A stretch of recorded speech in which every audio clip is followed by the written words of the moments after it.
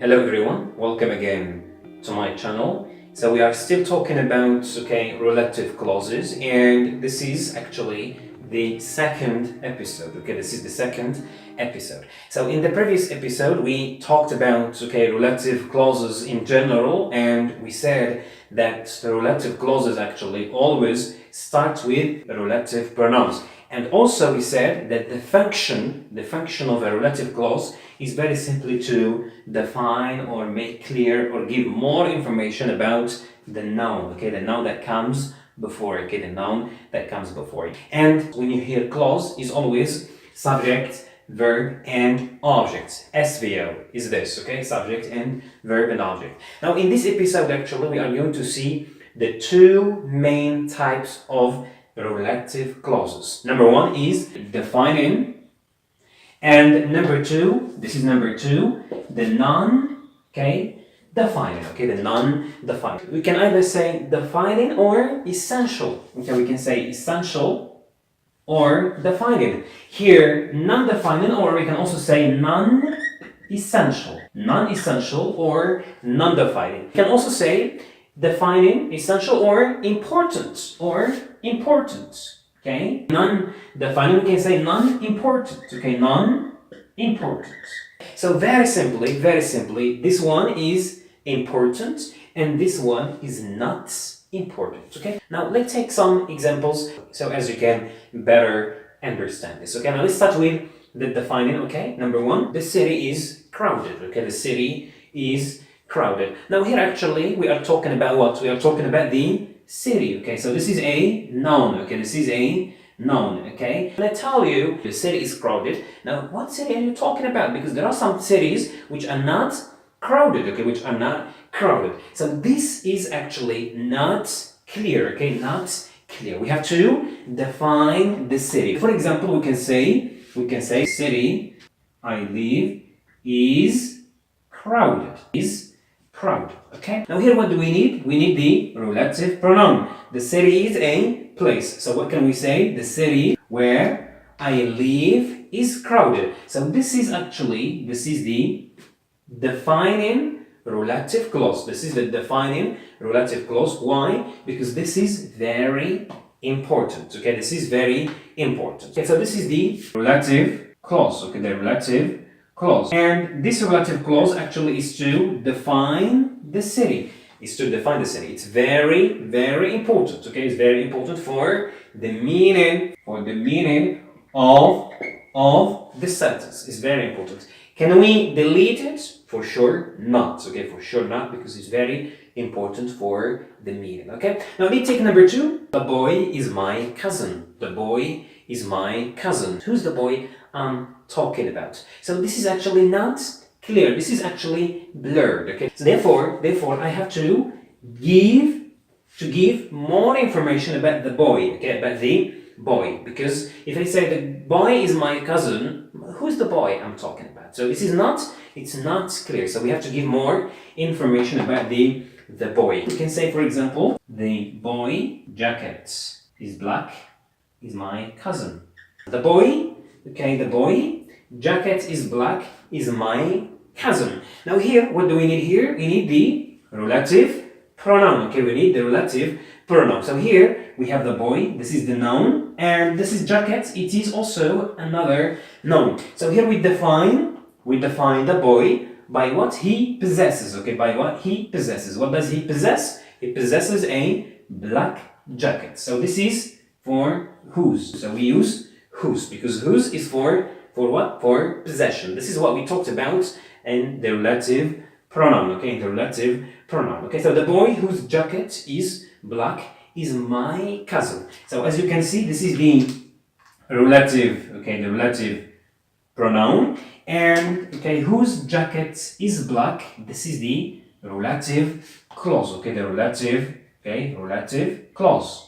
And this relative clause is very, very important. It's very important for the meaning of the sentence. But if I say the boy is my cousin, that or that or that or that.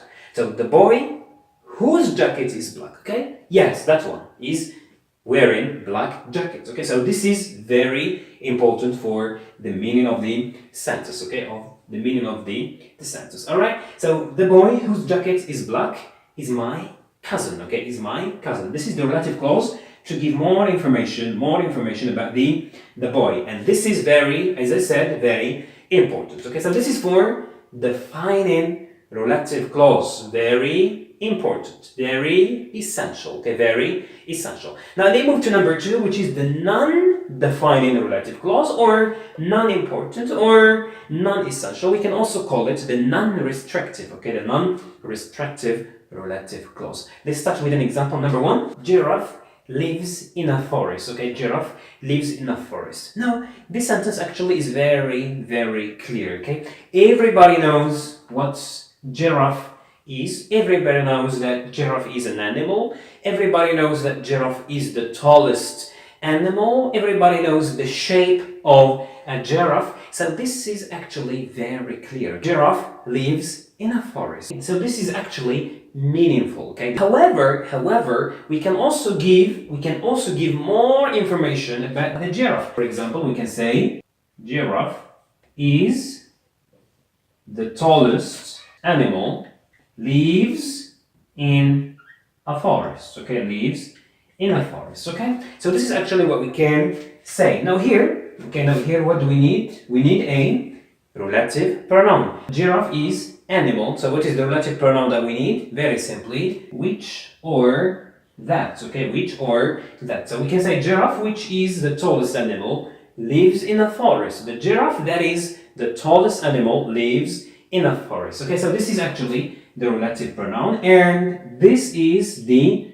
relative clause. Okay, this is the relative clause, which is the tallest animal, But this non-defined relative clause is not important. Okay, it's not important, and that's why we call it non-defined or non-important or non-essential. Okay, so it just gives some information, extra information about the noun. Okay, about the noun, and therefore, okay, non-restrictive clauses are always between commas. Okay, between commas, as you can see here. Okay, as you can see, because these are not essential, not important for the meaning of the sentence. Okay, for the meaning of the sentence. All right. As I said, this is a relative clause. Okay, but this relative clause is non-defining, is non-essential, because it just gives extra information about the noun. Okay, about the noun. It is not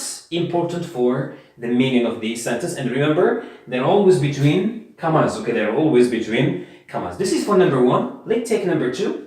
My cousin is a doctor. Okay, my cousin is a doctor. Okay, now here, as you can see, this is also very clear. Okay, very clear and meaningful. We can also add more information about my cousin. Okay, we can add more information about my cousin. Okay, so what can we say? We can say, for example, my cousin is, for instance, 26 years old, is a doctor. Okay, all right. So here, what do we need? We need a relative pronoun. Okay, we need a relative pronoun. So this is a person. Cousin is a person. So very simply, we can say here we say who. Okay, so this is actually the relative clause. The relative clause. But this relative clause, as I said, is not important, is not essential. So therefore, we put it between commas. Okay, between two commas, as you can see here. Okay, comma and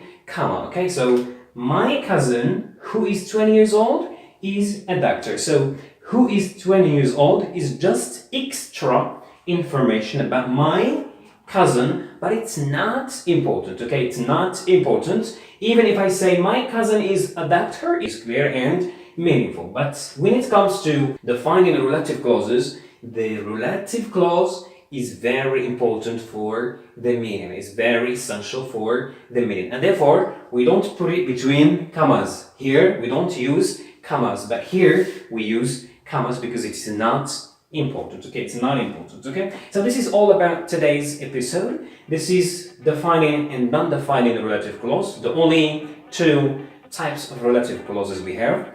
See you in another episode. If you have any question or suggestion about this, don't hesitate to let me know. You will find some exercises in the description. Have a good time. See you in another lesson. Goodbye.